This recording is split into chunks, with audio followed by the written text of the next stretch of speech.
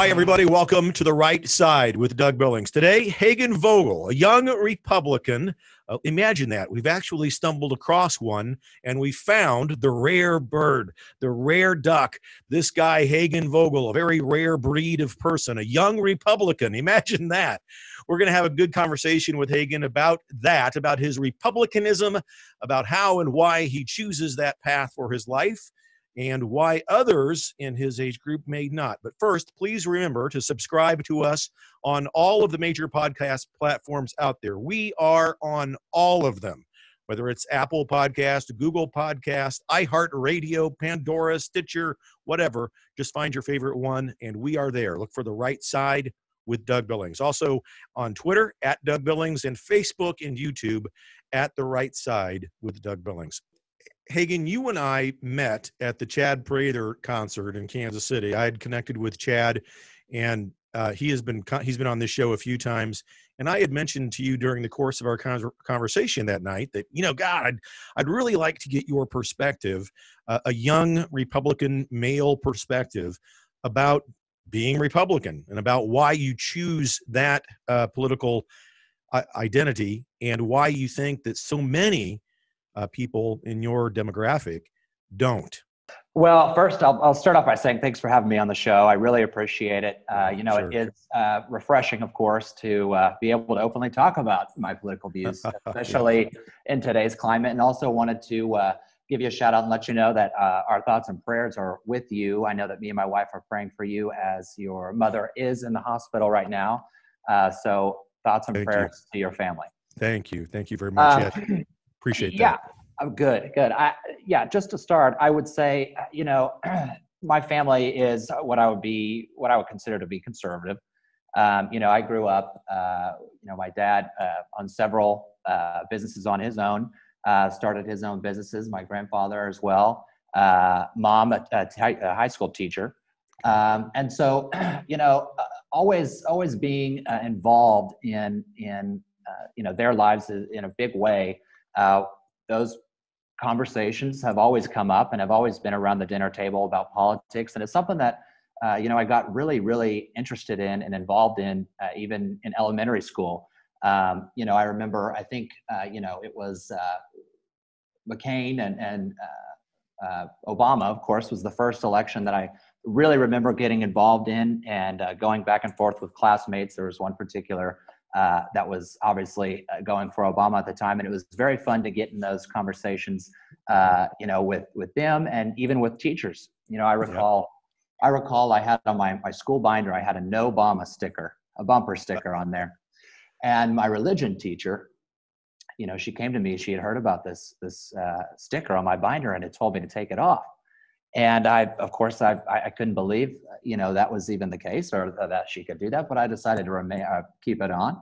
I go to my locker and I found out that she actually went into my locker and took the sticker off my binder. So of course, that was an interesting situation. My dad got involved and that principal meeting, of course, was very interesting. I think that was when I really took a big interest in politics in general and why people got so emotional about it. I never really understood it.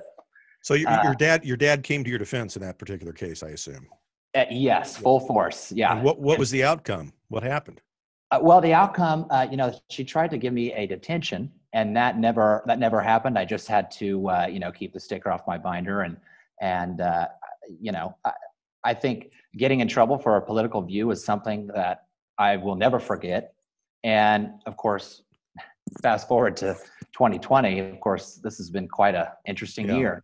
For sure. But even now, it's getting even to a point where it's I would even call it almost dangerous to be an open supporter for Donald Trump at this time. Yeah, I mean, that's clearly the case. I think that the vast majority of people don't put signs in their yard for Trump, don't put a bumper sticker on their car because they don't want a rock to go through their windshield or their living room window at home. Absolutely. I really do think, there's just the other day, a letter was circulated. It made national news and went viral.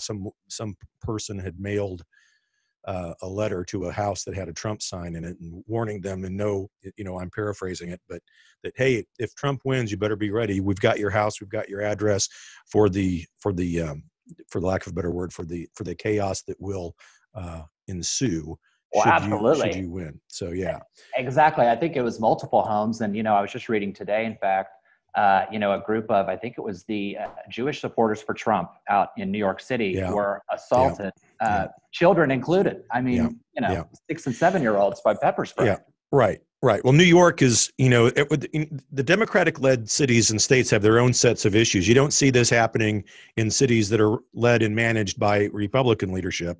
And No. you and I are not the first one to make that observation, but I think that, it's a real phenomenon that and it's an interesting one because, I know that one thing is for sure, that they think that this rioting and the chaos, the anarchy, the looting and so forth that we've seen all year and that we continue to see, they think that it hurts President Trump's chances at reelection. Chaos, in their view, makes everyone uncertain. And who wants to live with chaos? Nobody wants to live with chaos. So let's blame it on Trump. And I think that the vast majority of America is intellectually mature enough to understand this is not President Trump's fault, ladies and gentlemen. Absolutely. Absolutely. Well, I would say at least a very strong 50% of the country understand that and believe that. Okay, so young man, conservative values, Republican Party. Did you see any evidence in college, in your early life, your early professional life of this? Or do you agree with the assessments that we're seeing in the news that colleges are just a cesspool of liberalism and indoctrination of anti-American sentiments? So I was lucky enough that I actually attended the Walton School of Business at the University of Arkansas. And in that confine of education, our professors were business leaders in the area, a lot of, execs from the big firms, the big three, we call them, Tyson, Walmart, and J.B. Hunt. But I didn't really see much of that at all in my core business classes. Now, it got interesting when I had to, of course, venture out of the business school and get my, composition, social studies, so forth and so on. And that's where immediately, day one, I started to see the massive bias that everyone talks about. And, I can recall a time our composition assignment, it was a 3-page paper, and we had to write, now, of course, this is 2015. So Donald had not yet been elected at that time. But we were prompted to write a 3-page paper on why Donald Trump would be the worst president in the United States. You're right.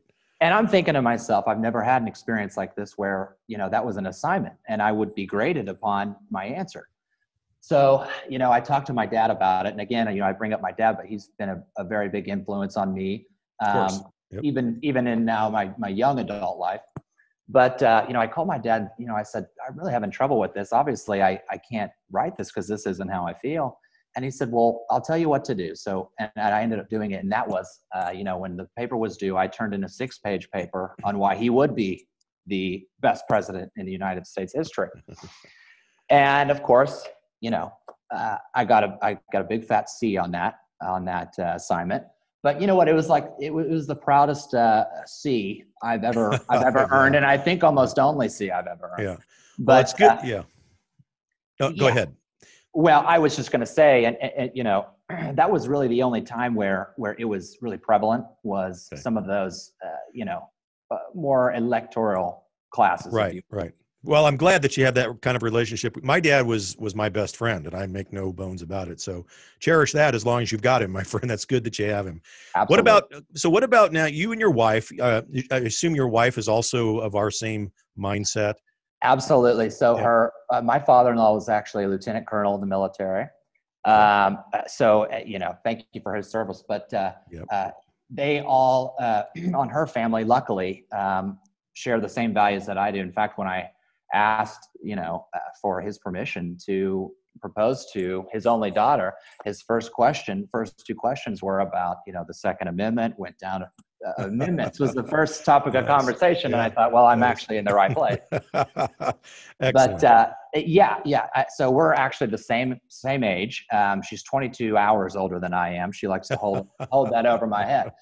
But she also, and it's funny to watch. She's getting into a lot more politics, more and more, than when I met her to begin with. and is really drawing an interest to it. So that's really fun to watch. But yeah, we're a rare breed, I would say, especially here in downtown Kansas City. Yeah. Oh my gosh. Yeah. Jackson County, Missouri is heavily Democratic, and you can't.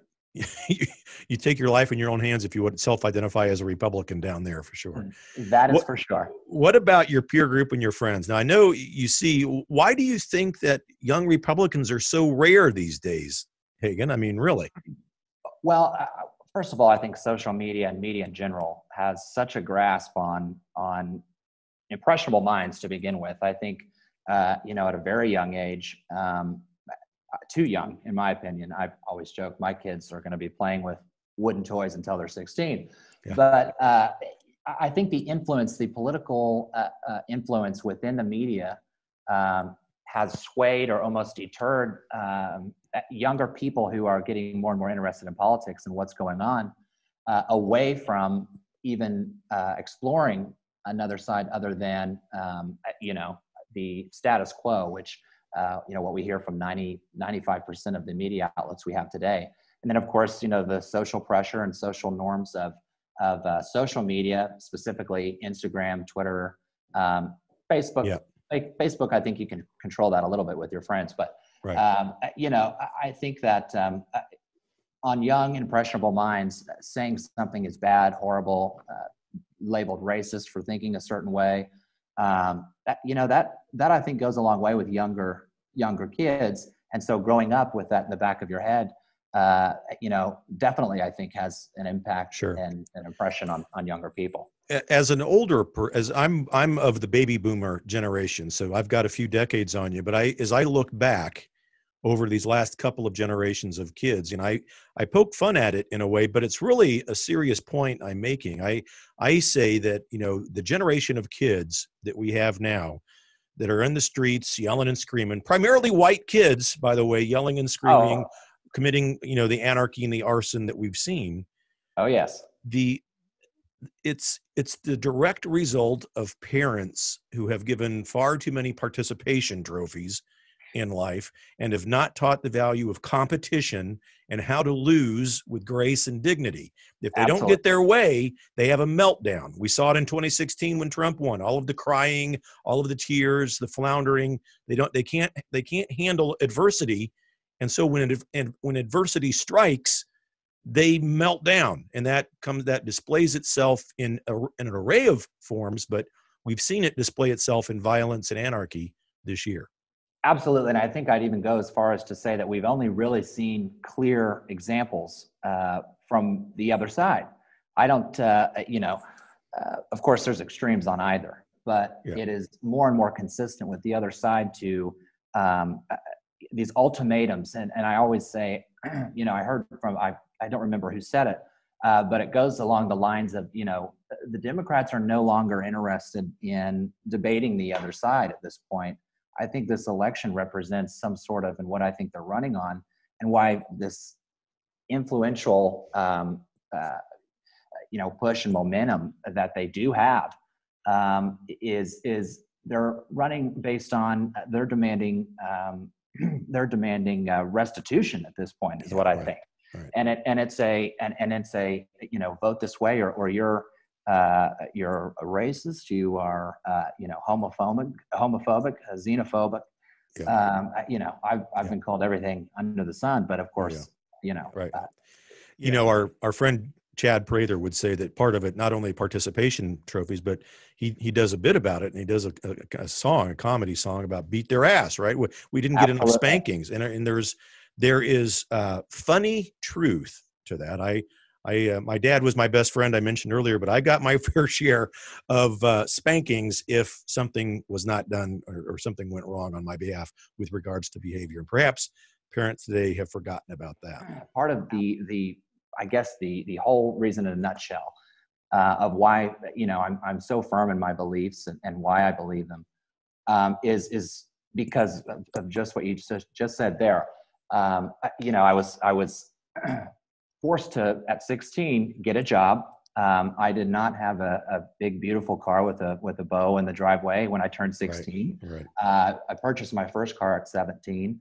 All my stuff was my lawn mowing money. Actually, it was my I bought a Mercedes, but a cheap Mercedes, but I had a Mercedes jar.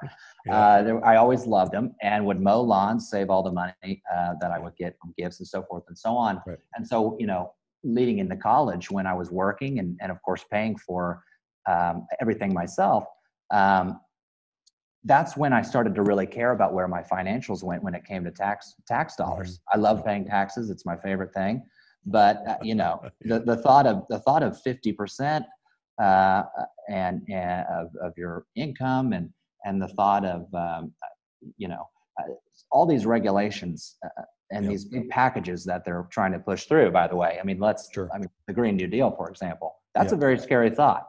It's a very scary thought. Right. Yeah, it is. And I think that it's good to hear a man of your age, a young man of your age, to say and for me to hear these things. And I think it's going to give a lot of hope to folks on my side of the age spectrum that, perhaps not all is lost. But we need to do more because you are a rare breed out there. I think we're losing ground a bit. I really do. I mean, I talk to enough people to get a sense that, our views on the conservative Republican side are not as well. First of all, we're to your earlier point, we're not as free to express our opinions because of the fear of retaliation. That's one. But then B, the educational system and so forth is stacked against us with the indoctrination of the young minds and so forth. But I assume that, and this is just an assumption on my part, that you and your wife associate with people that are like-minded, or do you hang out socially with people of mixed political views, and does anything ever come up? Our social group is really in our apartment building. We have dozens and dozens of new, great, loving friends that we are with almost constantly. And, I appreciate the culture that's being, formed and established here in general. Having said that, I am, I feel like Juan Williams on the Five. I mean, I am the only, when I say only, I mean the only person in the friend group that has the views that I do. And I'm very loud and proud about them. Yeah. And then we have some, of course, very, very passionate liberals, people who I wouldn't even say passionate liberals, but the passion of hatred for this president that we have currently has what I think put the blinder on a lot of the amazing things that actually this administration's done for a lot of the causes that they stand on, and it's really interesting to see that. But that's interesting to me. Do they give you specific reasons of their hatred for Trump? Because I've yet to hear anything substantive from a young liberal who says that they don't like Trump. They hate his personality. They don't like the way that he tweets, or they think that somehow his personality is abrasive, and so they hate that. They don't ever identify policy achievements or anything that he's done substantively with regards to peace deals in the Middle East, for example. Mm-hmm. They just don't like, they go into an intellectually immature level, and they'll call, the orange man. I don't like the orange man. I don't like the way that he tweets, but nothing substantive. Now, does your group of friends give you any substantive reasons for their dislike of the president? Well, it goes back to what I think, the mainstream media and how they've painted this person. But no, to answer your question, simply no. They'll well, he's homophobic. He's a racist. He's tearing us apart. He's dividing us. And the new one, of course, is how terrible of a job that he's done handling the situation, and the fact that he's murdered 200,000 people.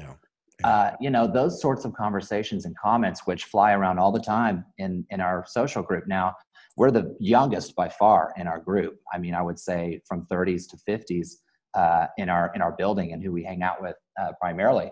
Yep. And so they're well-established voters. They're well-established, I would say, people who are interested in politics. Some aren't, but I would say the majority right now are. And I think one of the positive things about this climate is people are genuinely looking for new information to learn from, digging in deeper to the different sides and what they actually stand for. And so I do think that is a positive, just to see the light at the end of the tunnel. But sure. we do get very heated and emotional. I would just call them conversations. Yep. For sake of conversation, but it is the emotion and the hatred behind this, which is what fascinates me the most. I mean, I don't ever see myself getting emotional over discussion about two parties. In fact, I flip back and forth CNN, Fox, MSDNC, as Donald calls it. Yeah, right. Twitter, almost all day, because I think it's so important to see what the other side's saying, so it makes you, I would say, more dangerous for a topic of conversation when it comes up. Yeah.